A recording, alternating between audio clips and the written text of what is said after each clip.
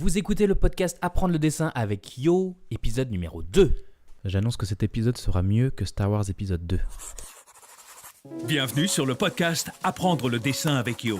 Le podcast qui vous dévoile les secrets des plus grands artistes. Parce que le talent, ça s'apprend.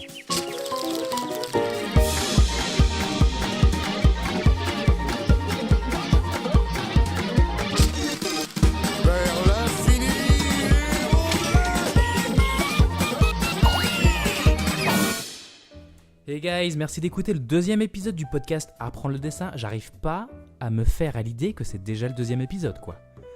Tout ce chemin parcouru. Bref, je suis super excité aujourd'hui parce que je reçois mon grand ami Augustin Clermont. Artiste, animateur, designer, il travaille actuellement sur le prochain film de Michel Oslo, mais au moment où on fait l'interview, il est encore animateur sur Moche et Méchant 3, à Illumination MacGuff.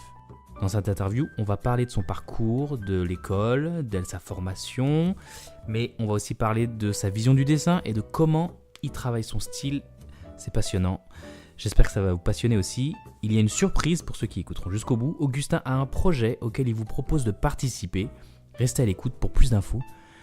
Donc sans plus attendre, je vous laisse avec Augustin Clermont. Salut à tous, bienvenue pour le deuxième podcast d'apprendre le dessin.com. Aujourd'hui, je reçois Augustin Clermont, mon grand ami de MacGuff. Grand ami de Gobelin avant MacGuff. Grand ami de Gobelin, ouais. Alors, ça va mec ? Ça va très bien et toi ? Ça va super. Je suis content de me faire interviewer. C'est vrai ? Ouais. Depuis le temps qu'on en parle. Alors, on va commencer par le début. Est-ce que tu peux nous raconter d'où tu viens, où tu es né et ton enfance un peu quoi. Alors, je suis né à Paris. J'ai grandi à Paris, j'ai pas bougé de cette ville. J'ai toujours un petit peu dessiné à droite à gauche. Mais on va dire que c'est surtout au collège, c'est vraiment les années collège où on a les cours de dessin et on a ses amis qui nous demandent de faire des dessins pour les aider à avoir une bonne note, qu'on se rend compte à ce moment-là qu'on a un petit truc et que ça plaît autour de soi et on est content du coup d'avoir un petit quelque chose quoi. Donc ça c'est bien, surtout à cet âge-là, c'est marrant. C'était quand ça c'était école primaire, collège. Ouais, c'est quand même collège. Donc je dessinais pas trop avant le collège et c'est vers la 4e, la 3e que ça a été plus dense. Et c'est surtout au moment où j'ai un prof qui m'a dit Augustin, il y a des portes ouvertes des écoles d'art qui se font là dans pas longtemps. Donc pour la suite du collège, il y a des écoles qui prennent dès le lycée. Donc je sais que tu aimes dessiner, intéresse-toi à ça quoi. Et je m'y suis intéressé, c'était presque dans la semaine qui suivait, il y avait les portes ouvertes de l'école Estienne, qui est à Paris, à Place d'Italie, et j'y suis allé, et là, c'est comme Poudlard, on ne sait pas qu'il y a ce genre d'école qui prend dès le lycée et qui forme au dessin, aussi bien, avec vraiment plein de disciplines différentes, histoire de l'art, des épreuves plastiques. Donc j'ai été assez bluffé et j'ai tout de suite voulu y rentrer parce qu'en plus c'est une école gratuite. Ouais. Bon, je parle de ça à l'époque où c'était quand il y avait encore le pré-bac. Ouais. Et là il n'y a plus le pré-bac. L'école Estienne prend à partir du bac. Il faut déjà avoir le bac et il faut faire une mise à niveau en art appliqué d'1 an là-bas pour ensuite prétendre à faire des diplômes de métier d'art, etc. Donc moi j'ai eu cette chance, mais il y a quand même d'autres écoles à Paris, je crois, qui font encore le pré-bac. Comme ça forme au dessin suffisamment tôt. On a déjà des cours de nu suffisamment tôt, donc ça c'était vraiment bien. Donc voilà, c'était vraiment 3 bonnes années. Mais du coup, tu t'es jamais posé la question de ta voie professionnelle ? Tu as toujours su que tu voulais être un artiste pro ? En fait, je savais pas où ça pouvait mener, mais je trouvais ça déjà génial qu'une école puisse nous y accéder aussitôt. Donc, aux côté de mes parents, j'ai pas eu de problème comme quoi, oh là là, il faudra bien faire quelque chose quand même pour gagner sa vie, tout ça. Non, ils étaient quand même cool à ce niveau-là. Je sais pas s'il faut avoir des parents un peu sensibles à l'art pour que ce soit plus facile. Peut-être que si, mais ouais. Après, on peut être sensible à l'art, mais très bien dire à son enfant, écoute, ça va être compliqué quand même si professionnellement, dans ce monde-là, tu veux quand même gagner ta vie. Mais bon, là, en l'occurrence, moi, ça n'a pas été un souci. Il n'a pas été question de qu'est-ce que tu feras plus tard. C'est, tu fais cette école, tu apprends des choses, tu as des profs intéressants qui sont professionnels. Et tu continues toujours dans cette école. Donc après le bac, il y a des diplômes de métiers d'art en illustration, en gravure, en cinéma, d'animation. Donc moi, je savais en faisant les 3 années que j'allais pouvoir postuler après le bac, toujours dans cette même école parce que c'est gratuit et que je connaissais, c'est vraiment une belle école, que je pouvais faire de l'illustration ou du cinéma d'animation. Donc ça, c'était le but très tôt en fait. Ouais, t'as jamais voulu faire autre chose? Non. Ok. Non, ouais. Tout a toujours été très clair, quoi. Et donc alors, Estienne, t'es rentré en quelle année? Alors je suis rentré, je pense en 2014. 2014? Ou 2015 plutôt. Je pense plutôt en 2015. Mais non, c'est pas possible. On est rentré Je te dis des bêtises, On est rentré en donc 2005, ouais, voilà, c'est ça. 10 ans avant. 2005. Ok. D'accord. Et c'était du coup 5 ans avant les Gobelins? C'est ça, voilà. 3 ans pré-bac, après 2 ans de cinéma d'animation. Ah ouais. Et pour ensuite faire le concours des Gobelins. Et alors c'était comment cette école d'Estienne? Moi, elle est vraiment très bien. Je la recommande à chaque fois qu'on pose des questions. Mais alors, quand même aux portes ouvertes de Gobelins, quand on était à Gobelins. Mais alors, il n'y a pas des écoles préparatoires quand même pour accéder à Gobelins. Et oui, voilà. Donc, moi, je trouvais que c'était vraiment quelque chose d'intéressant, Estienne, parce que c'est gratuit. Les professeurs sont suffisamment compétents. Ils nous apprennent les bases. Et donc, ça, c'est déjà très intéressant parce qu'en 2 ans, ça passe très vite. Et on apprend l'histoire du cinéma. Toujours des cours de nu, l'apprentissage des logiciels 3D spécialement à Estienne. En tout cas, surtout ça vise la 3D. Après, s'il y a des élèves qui se sentent plus inspirés par la 2D, il y aura quand même de quoi faire. Mais voilà, on va dire que c'est des petites classes de 10 et on fait surtout de la 3D.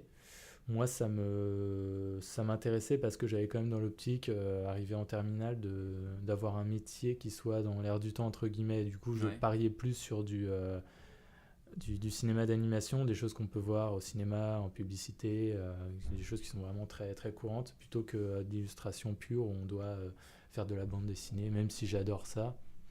Je trouvais que c'était un peu plus dangereux. Enfin, c'était une sorte de plan B par rapport à ton désir d'artiste, ou c'était une façon quand même de faire ce que tu aimais? Ouais, je pense que c'est une évolution, je l'ai remarqué au fur et à mesure. J'ai toujours regardé beaucoup de films d'animation et je me suis rendu compte que c'est le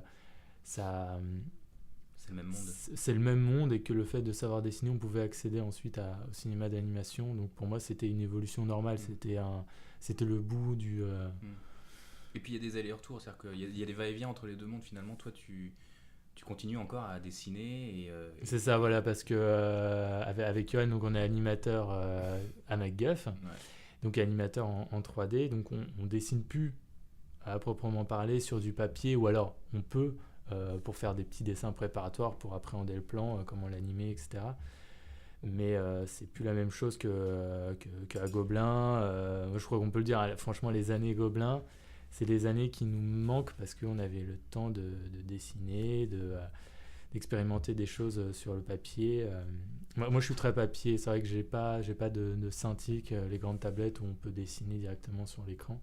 J'ai toujours hésité à en acheter, mais je sais que l'accroche avec l'outil est pas le même que sur du papier. C'est quand même quelque chose qu'on pourra pas retrouver. Donc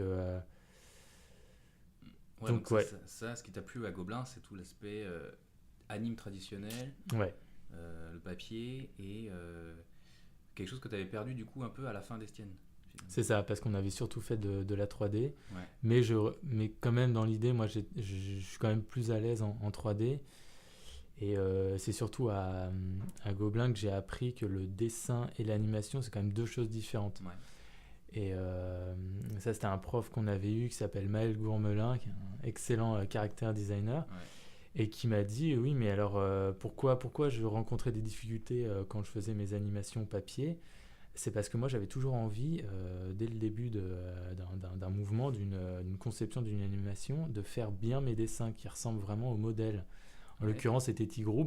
Tigrou, j'ai du mal à me dire qu'il faut que je fasse un corps assez simple, assez grossier, quelques formes. Non, moi, c'est tout de suite, il faut que ça ressemble quand même à Tigrou, que je mette les rayures. Et alors là, on rentre dans le problème Dans le détail, en fait. dans le détail, et c'est de l'illustration, c'est plus de l'animation. Ouais, et donc, quand là, il m'a fait prendre conscience que c'était deux choses différentes, je me suis tout de suite rendu compte que ça allait être dur pour moi. C'était pas ton truc. Ouais. Ah ouais.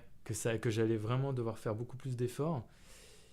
Et je prends pas plaisir à dessiner des formes qui sont pas finies, ouais, qui sont pas séduisantes. Alors je comprends qu'il y a une fascination quand on voit des petits traits, des choses bouger, des mouvements. Je trouve ça génial. Mais moi, à le faire, ça me plaisait. Enfin, je me suis vite rendu compte que c'était pas mon truc. Du coup, je suis resté dans l'idée de faire du dessin, mais du dessin fixe, caractère design, comme ça, des personnages fixes, mais d'évoluer dans l'animation 3D, où là je serais plus à l'aise et je me concentrais uniquement sur le mouvement des personnages. Donc pendant tes 3 ans à Gobelin, dans la plupart des projets d'équipe, tu t'es vachement concentré sur le design. Ouais. Et c'est pour ça après que ton film de fin d'année, c'était un film en 3D. Alors oui, en plus il y avait le fait que ce soit en fin d'année un film en 3D, il y a plusieurs critères. C'est parce que déjà Gobelin est connu pour ses films en 2D, ça faisait depuis un petit moment qu'elle n'avait pas sorti de film en 3D, donc il y a des effets de mode pour faire un petit peu de buzz, on relance la 3D, on se dit que c'est plus facile à trouver du job dans des productions en 3D. Dans mon équipe, dans notre promo, il y avait pas mal de gens qui avaient fait de la 3D, et j'ai surtout retrouvé 2 personnes avec qui j'étais en promo à Estienne. Du coup, il y a déjà des très bonnes bases pour qu'on puisse faire un film assez rigoureusement et efficacement. Et justement, moi je trouve que votre projet, enfin votre film, vous l'avez fait de façon très efficace. Comment vous êtes organisé en fait pour faire ce film ? Alors déjà, on était 7, ce qui est beaucoup. C'est énorme, ouais. Pour faire un film de 2 minutes. C'est beaucoup, donc il faut répartir les tâches intelligemment pour pas qu'il y ait des gens qui aient trop de choses à faire, ou alors les mêmes choses à faire.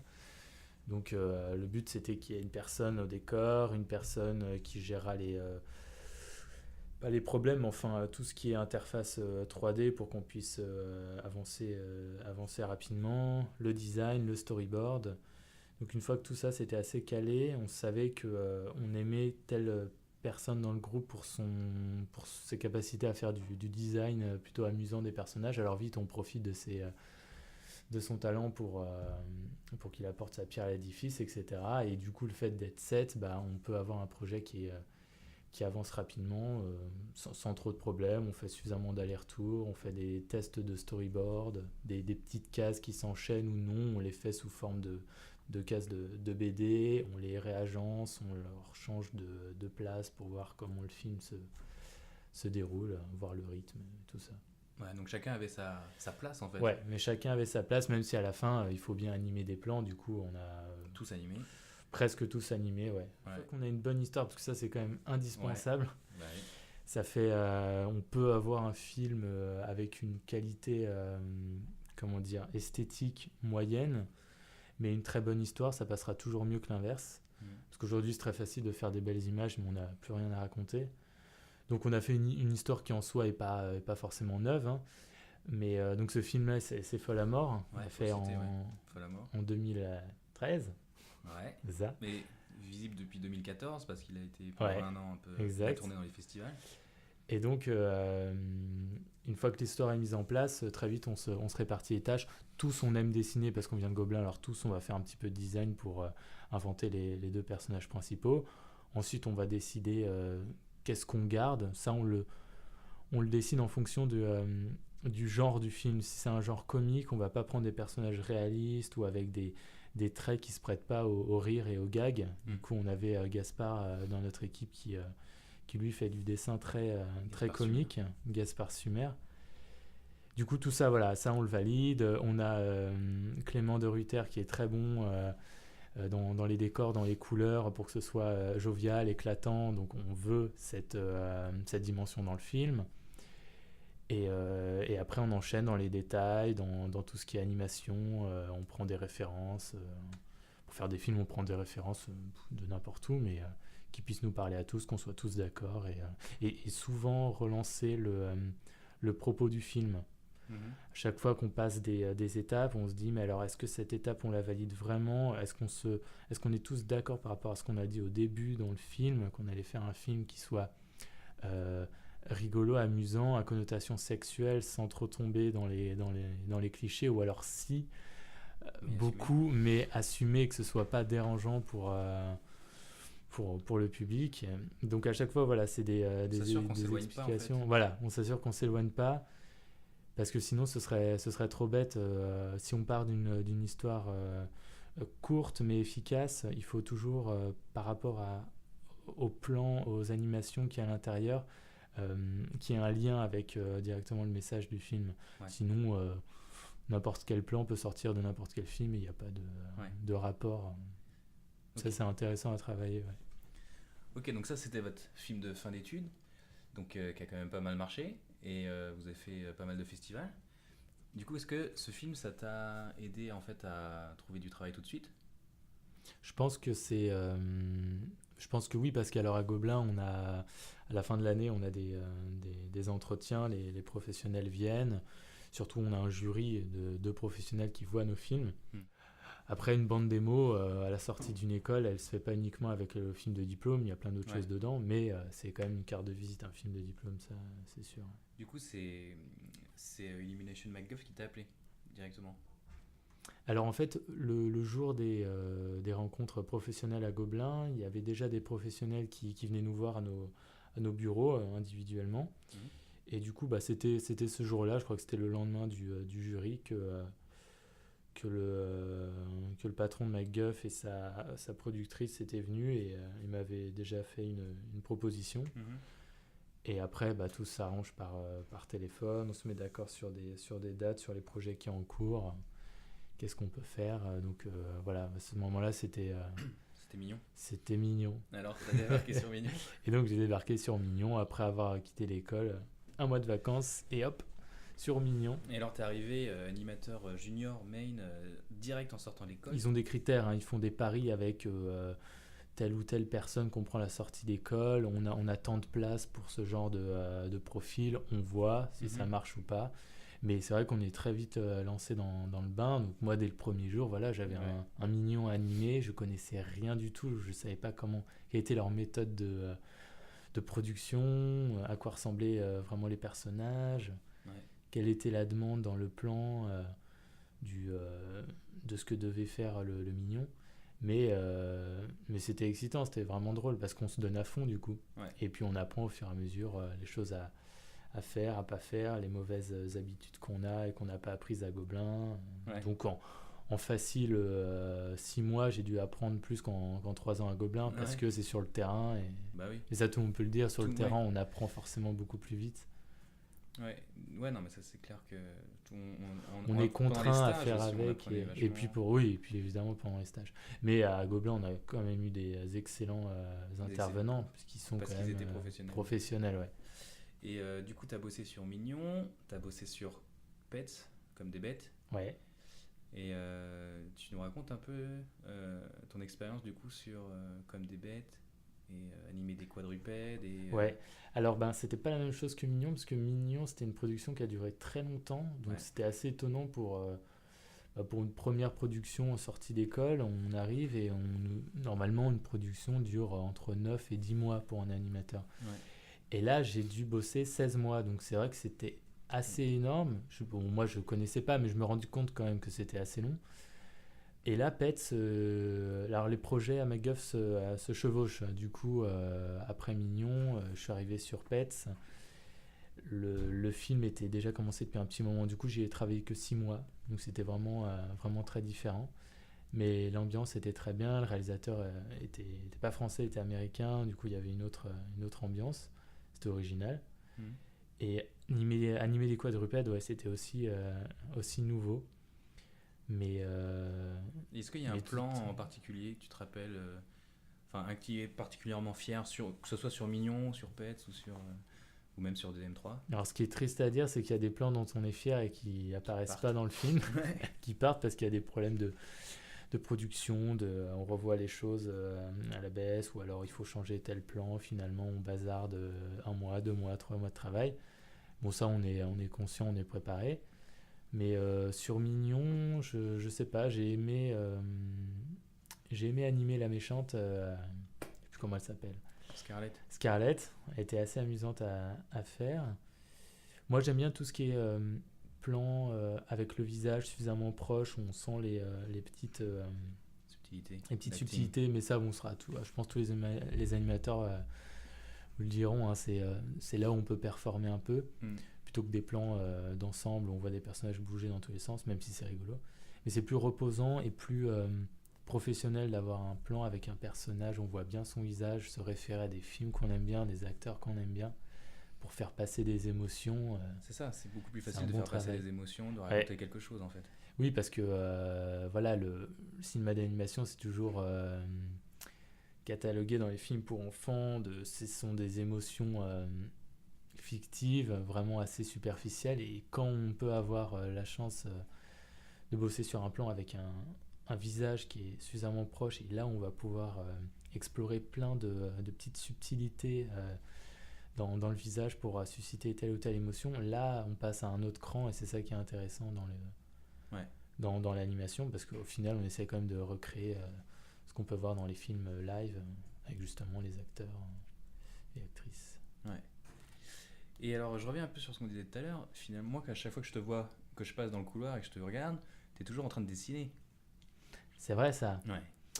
Alors je crois que... Non mais je veux dire, tu dessines... voilà. Mais chut, faut pas le dire. Faut pas le dire. Alors oui, parce qu'en fait quand on bosse en 3D, pour lancer des calculs, y a des pour voir à quoi ressemble son plan, on ne fait rien. C'est pas de notre faute, c'est parce que l'ordinateur calcule. Il est trop long quoi. Mais bon, il calcule 1 minute ou 5 minutes, donc en soi c'est rien. Mais j'arrive toujours à prendre un peu le temps de dessiner, parce que c'est...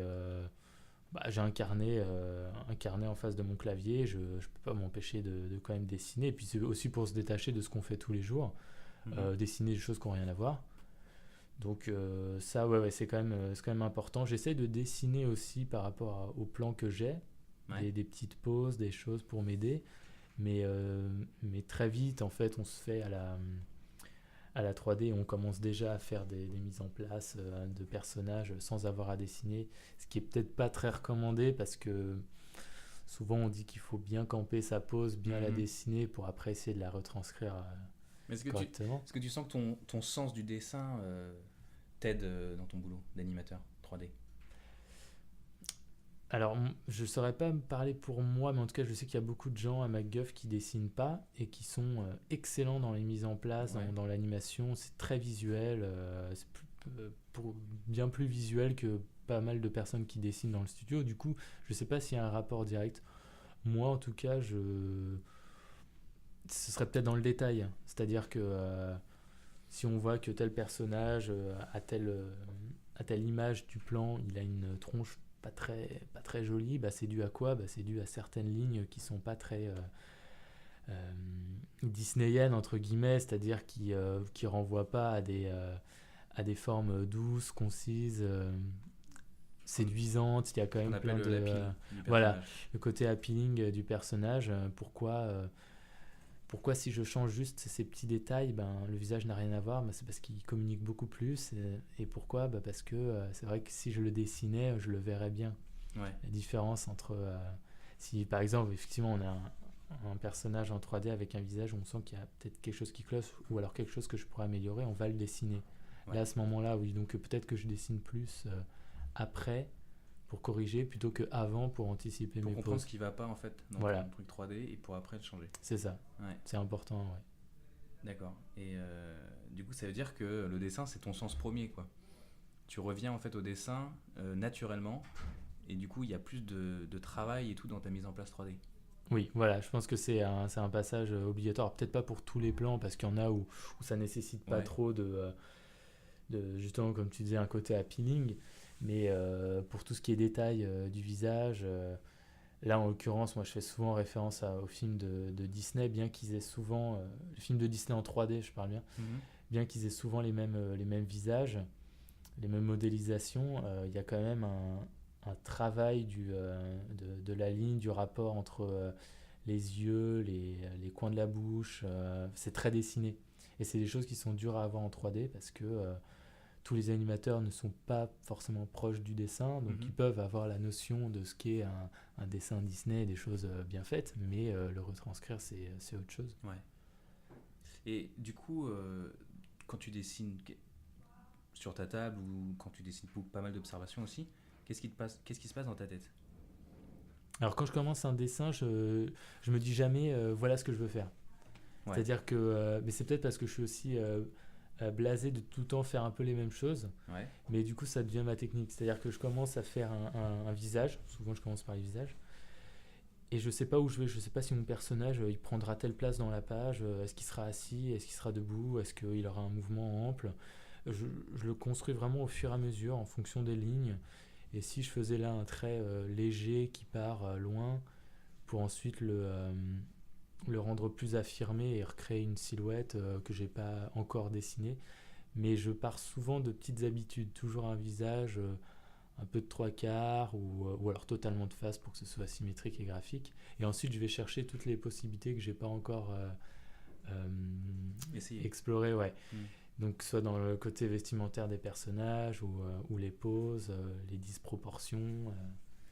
Ouais, c'est ces habitudes qui font que finalement dans tous tes dessins, en fait, on retrouve ton style. Parce que du coup, il y a une homogénéité dans tout ce que tu fais, quoi. Voilà, parce que du coup, la technique est un peu la même. Donc même si j'aimerais pouvoir faire plein de styles différents, j'essaye d'essayer de faire des genres graphiques qui soient pas toujours identiques, peut-être pas toujours trop anatomiques, trop réalistes, ouais. Même si j'en reviens toujours quand même au réalisme, parce que j'aime bien. Mais il faut pas hésiter, je pense, un papier, en plus on peut gommer si on n'aime pas ce qu'on vient de faire, mais il faut pas hésiter à lâcher et à pas dessiner en tout petit, mais à explorer pourquoi le visage, on ferait pas beaucoup plus de cheveux, une grosse masse de cheveux, ou délirer un petit peu, et puis après on garde cette page de côté, et puis on le refait en mieux et en sachant exactement ce qu'on veut faire. Mais ouais, faut pas avoir peur de c'est pas bien à dire, mais à gaspiller du papier. Ouais, parce que explorer, à chercher. Voilà, ouais, à explorer. Mais bon, c'est pour ça que du coup c'est bien d'explorer aussi sur la tablette, comme ça on fait pas trop de gaspillage, et puis on a une silhouette intéressante, et puis après on la refait sur papier. Quand tu disais tout à l'heure que tu cherches ton visage en fonction tu construis ton personnage en fonction des traits, des lignes, enfin j'ai l'impression que tu as un rapport très fort avec les lignes. Quand tu dessines, souvent j'ai l'impression que c'est presque minimaliste, tu essaies de chercher le moins de lignes possible. T'es d'accord avec ça? Ça c'est un style. Alors ça c'est un style, ouais, on peut au fur et à mesure, par répétition en fait. Moi à chaque fois je pars un peu du même visage, et donc par habitude je me dis bon, là mon trait à chaque fois quand j'arrive à ce niveau-là du nez, je fais mon trait hop vers l'œil. Est-ce que je pourrais pas là le changer un petit peu, changer l'axe, changer l'angle du trait pour me surprendre un peu, parce qu'au final c'est ça le but. Donc oui, je pars toujours de traits quand même très précis, et puis après oui j'essaie de varier. Mais le dessin au trait, pour moi, c'est quelque chose que j'aime particulièrement. C'est pour ça que c'est difficile pour moi de faire de la couleur et des aplats de couleurs pour faire des formes, et ensuite venir au trait travailler les détails. Moi, j'aime quand c'est des formes fermées, qu'il y a vraiment, que ce soit du design, qu'il y ait des lignes qui soient agréables et harmonieuses. Et c'est pour ça que j'ai du mal du coup à mettre de la couleur dans des dessins avec un trait vraiment fermé, parce qu'on en vient toujours au même schéma après.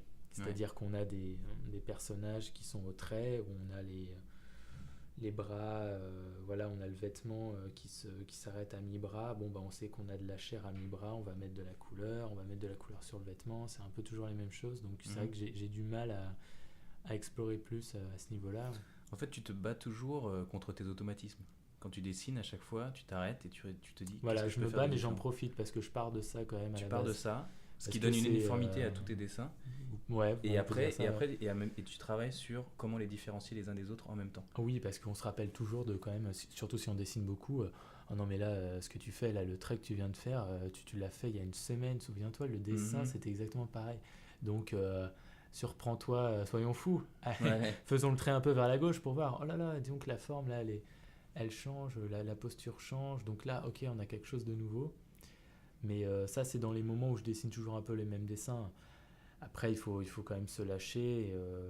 Les moments où on peut se lâcher, qui sont vraiment agréables, et pour ceux qui ont la chance d'y assister, c'est justement les cours de nu. Parce que les cours de nu, on peut dessiner en grand.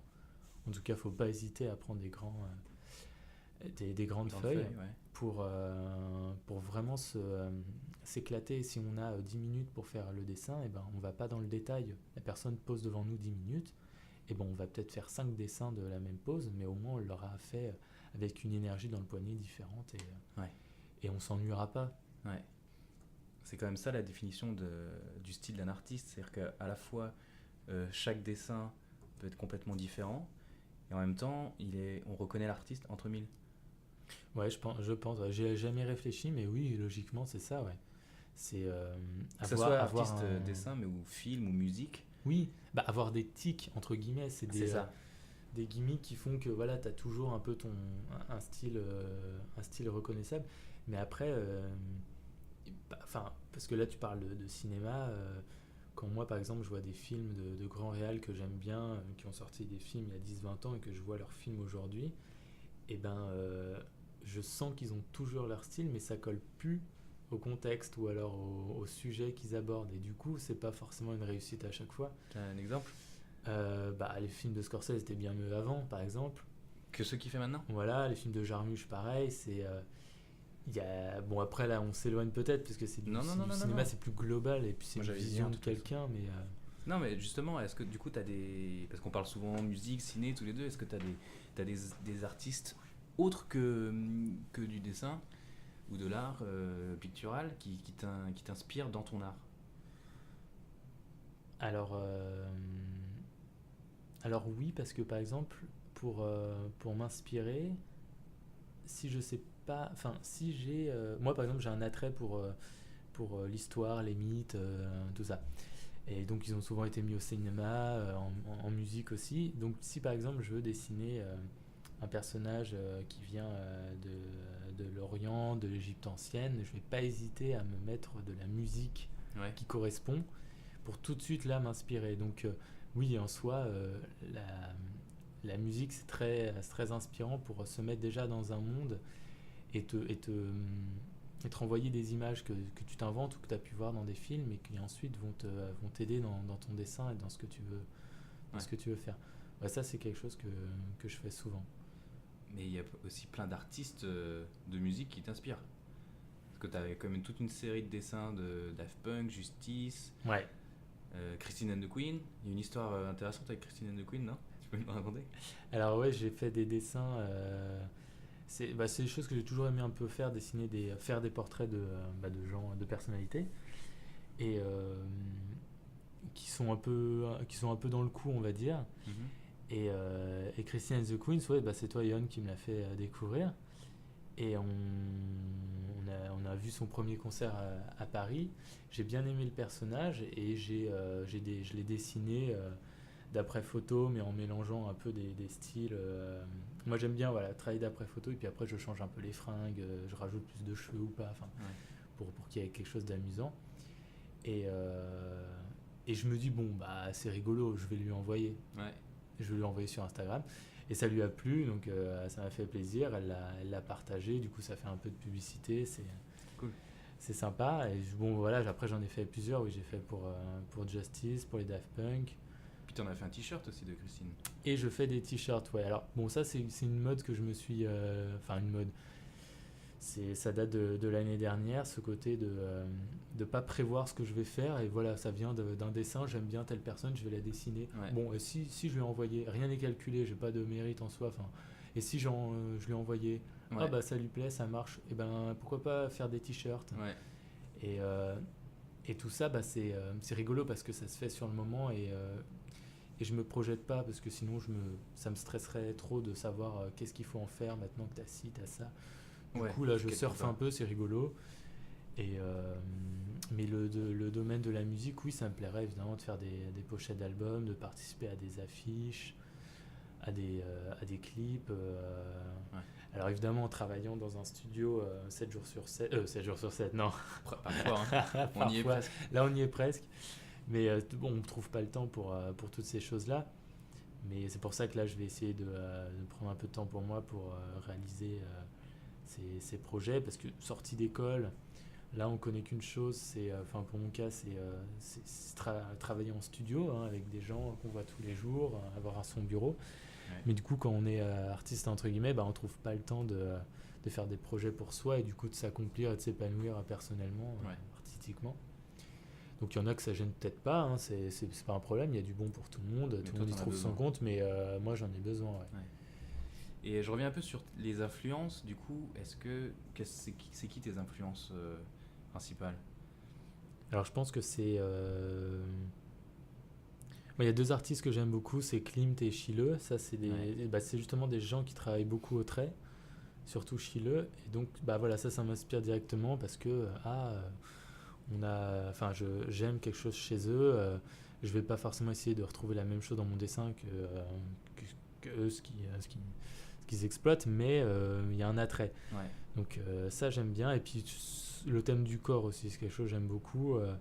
Le corps nu ou alors habillé avec des couleurs pour Klimt, c'est quelque chose qui est très agréable. Moi, par exemple, je dessine pas d'animaux. J'adore les animaux, mais j'aime pas du tout les dessiner. Ça m'intéresse pas, ça m'inspire pas du tout. Je t'ai jamais vu. Je trouve pas d'intérêt. Je trouve pas ça séduisant. Ouais. Après, même à les adapter, même à en faire quelque chose à toi, quoi. Ça t'intéresse pas. Ouais, par exemple à Gobelin, à chaque fois à Gobelin, il y a une épreuve de quadrupède où on doit donc choisir son animal, le faire courir, le styliser un petit peu. Donc là, c'était rigolo. J'avais pris un rhinocéros, je l'avais rendu vraiment très gros, très rigide, très géométrique, très lourd. Donc c'est fun. Mais oui, j'ai pas de passion pour ça. Moi, c'est vraiment que l'être humain qui m'intéresse. C'est quoi tes sujets alors du coup de dessin préférés ? Alors mes sujets... Allez. Alors j'aime beaucoup dessiner à des femmes. J'adore les formes du corps. Donc j'aime bien exagérer, mais pas exagérer dans le sens faire une nana avec une taille fine, des gros nibards, tout ça. Bon, j'en fais aussi évidemment, mais j'aime plutôt les modèles disproportionnés. Donc vraiment chercher des choses qui sont entre le réalisme et le côté plus fun. À la limite, quoi. À la limite, voilà, des cuisses énormes, des grosses chevilles, une petite tête, voilà, tout ça, c'est rigolo. Bon, pas autant que Niki de Saint-Phal, mais voilà, ça, c'est des artistes j'aime bien parce que c'est entre le cartoon, mais aussi des choses qui sont très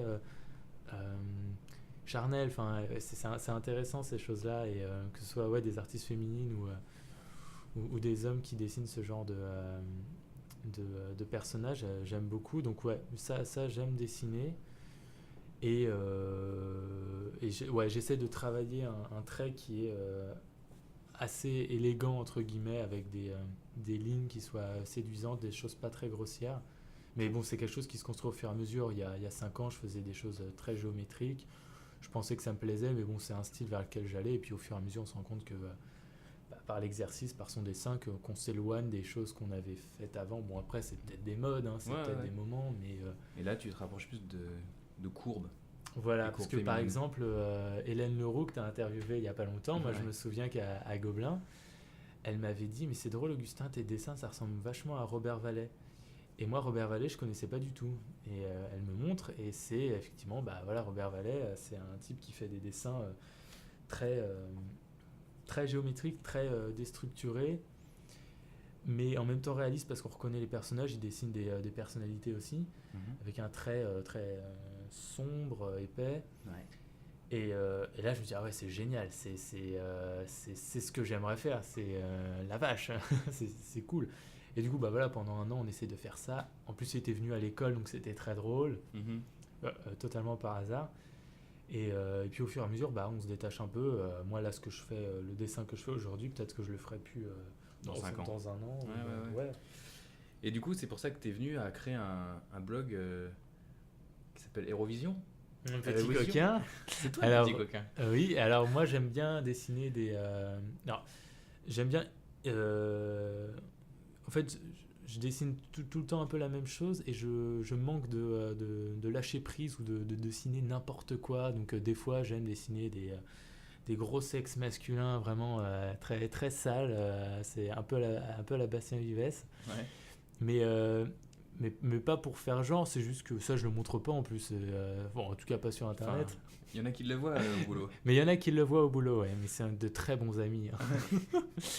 Et donc, je dessine ça et je me suis dit, bon, ça m'éclate quand même. Je fais des dessins, je vais essayer des dessins un peu érotiques, voire pornographiques. J'essaie d'explorer des choses. Et je me suis dit, est-ce que je vais le montrer? Est-ce que j'en fais un blog? Est-ce que ça pourrait être rigolo? Est-ce que je le rends anonyme ou pas? Enfin, non, c'est moi. Après tout, c'est mon trait, pourquoi pas? Est-ce que j'embarque des gens avec moi? Est-ce que je reste seul là-dedans? Ou alors est-ce qu'il y a des gens qui pourraient être aussi amusés par ça? Et que ce soit pas seulement pornographique, mais qu'il y ait plein de choses, que ça peut être très intime, ça peut être des scènes intimes. Donc j'ai proposé en fait à plein d'amis de participer à un blog que j'ai lancé, donc Hérovisio, qui rassemble voilà, des scènes intimes ou alors plus trash, hein, des choses que les gens aiment, n'auraient pas l'idée de dessiner ou de cacher, au contraire, chez eux. Et de montrer en fait. Et de montrer, voilà. Et moi je trouve ça rigolo, donc après on m'a déjà reproché que c'est une sorte de blog fourre-tout, parce qu'on peut passer très bien d'un dessin très trash, très osé, dérangeant, à un dessin plus intime. Donc oui, alors effectivement, c'est peut-être pas... ça peut intéresser du coup des publics très, très différents, mais qui peuvent pas se retrouver, parce que si tel public aime les dessins plus soft, bon, bah, avoir une grosse caquette en plein milieu, c'est un peu bizarre. Mais globalement, les gens ont participé, ça leur a plu, le blog marche bien. Il faut que je le relance parce que les gens pensent pas toujours au sexe, ou alors en tout cas à dessiner ça. Du coup, il faut que je les titille. Mais du coup, là, si tu veux, tu peux lancer un appel si des gens veulent envoyer des. C'est ça, donc c'est hérovisio.tumblr.com. Donc, Yoann, on verra le lien. Ouais, sur la page du blog. Sur la page, voilà. Et oui, c'est ouvert à tous, hein, évidemment. C'est toutes les pulsions, c'est tous les fantasmes, ou c'est des choses qu'on... parce qu'après tout, le dessin, c'est ça, c'est comme l'écriture. On se déchaîne de dessiner des choses morbides, pas légales, vraiment très bizarres. Bon, là, j'exagère en disant ça, parce que dans mon blog, ça reste quand même... soft. Ça reste soft. Enfin, c'est des pratiques qu'on peut voir dans des films, mais c'est pas... c'est légal. C'est légal. Entre adultes consentants, c'est légal. Ouais. Voilà. Mais oui, voilà, donc ça peut être un vivier d'artistes qui ont envie de se lâcher, donc je trouvais ça intéressant. C'est un sujet comme un autre, quoi, tout simplement. Bah oui, après tout, bon, il y en a qui veulent, et ça je le comprends, je trouve ça très amusant, qui veulent poster leur dessin en anonyme, donc ça je le trouve très bien, et moi à chaque fois je demande, hein, pas de souci, hein, tu veux faire de la pub pour ton blog, ou alors le poster en anonyme, c'est très rigolo aussi. Et c'est le jeu, c'est de trouver qui c'est. Voilà. Et donc, je ne citerai pas les noms, mais il y a quelques anonymes, et évidemment, il y a beaucoup plus de gens qui assument. Ouais. Il y a beaucoup de nanas aussi qui ont participé, ça je suis très content, parce qu'on pourrait se dire que c'est qu'un délire de mecs. Mais non, du coup, c'est très varié. Donc ça, c'est quelque chose dont je suis content, et que je fais en parallèle avec mon blog que je tiens aussi, que j'essaye de tenir régulièrement. C'est quoi, du coup, tu veux donner l'adresse? Et donc mon Tumblr, c'est augustin-clermont.tumblr.com. Ok. T'as abandonné Augustino? Et ouais, je suis passé à Tumblr, c'est plus efficace, c'est plus artiste. Et, puis je suis sur Instagram aussi. Moi j'aime bien poster souvent des petits dessins, ce que je fais tous les jours, des photos. On peut te suivre sur Instagram. Il faut dessiner souvent, hein, que ce soit des croquis de gens dans la rue, ou alors... Alors, dernière question. Est-ce que t'aurais un conseil, ou plusieurs conseils, hein, à donner à ceux qui débutent dans le dessin, qui ont des doutes? T'as donné pas mal de conseils par rapport aux écoles et tout, donc ça c'est super. Mais dans la pratique du dessin même, ceux qui ont des doutes sur... alors généralement, ce que les gens veulent, parce qu'aujourd'hui c'est la société du rendement, il faut que ce soit efficace. Est-ce combien de jours je peux réussir telle ou telle chose? Donc bon, il n'y a pas de secret, hein. On n'apprend pas le dessin en une semaine ou en un mois avec un pack fidélité, tout ça. Apprendre le dessin en 7 jours, c'est pas possible.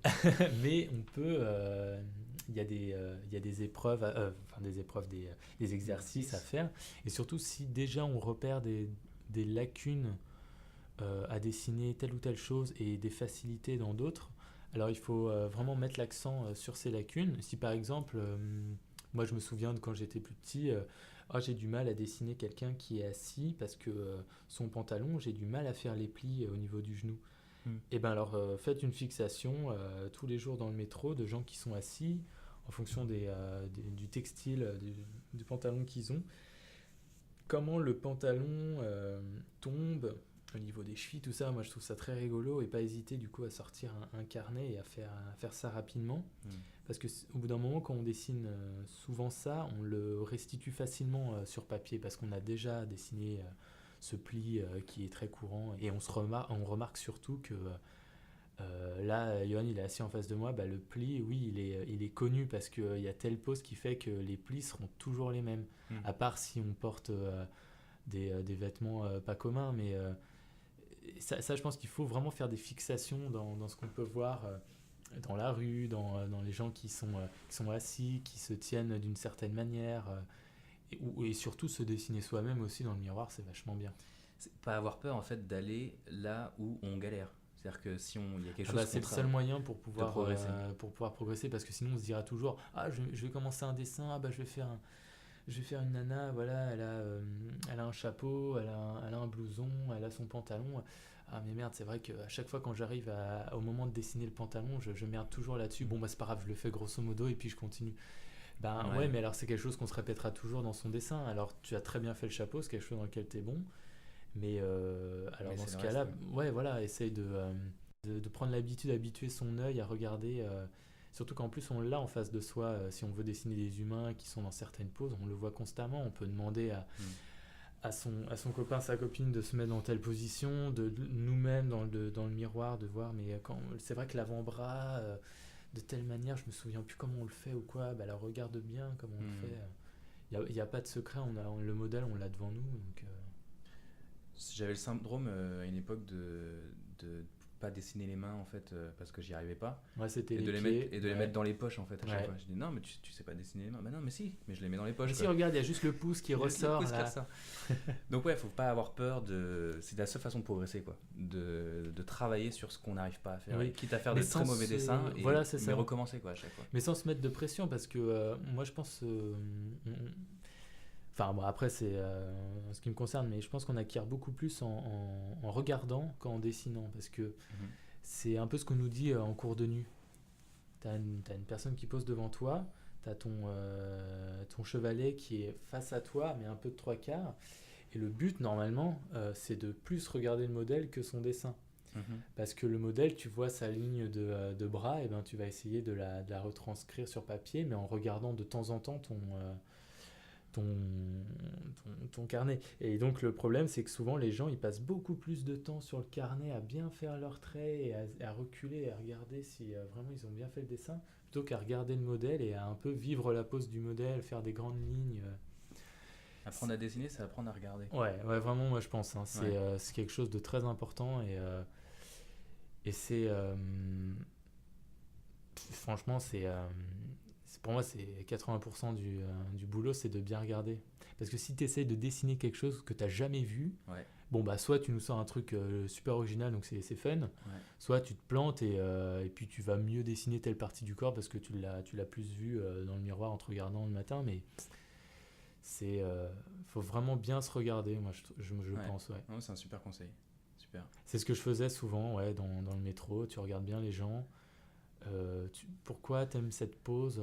Parce que tu vois qu'elle a un petit déhanché, donc en fait qu'elle repose que sur une jambe, donc si elle repose que sur une jambe, elle a une jambe qui est très tendue, l'autre un peu plus relâchée, regarde bien ça, bien ça. Quitte à vraiment bien les regarder pendant longtemps et après les dessiner de mémoire.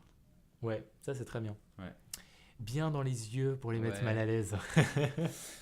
Ok, super, merci beaucoup Augustin. Merci. C'était cool. Je mettrai tout ce dont tu as parlé, là, les liens d'internet, je les mettrai sur le post. Je mettrai aussi, à mon avis, toutes les références que tu as citées, genre Chile, Klimt. Voilà, les intervenants qu'on a pu avoir aussi à Gobelin. Je vais tout mettre dans le post. Et ton film Folamour. Et on avait parlé d'autres choses, je sais plus. Il fallait prendre des notes. Mais j'ai pris des notes, j'ai enregistré en fait. Je sais pas, t'as vu, il y avait un micro. Ah mince, c'est ça ce truc. Donc je pourrais réécouter et je mettrai tous les liens. Donc super, merci beaucoup et à très vite. Merci.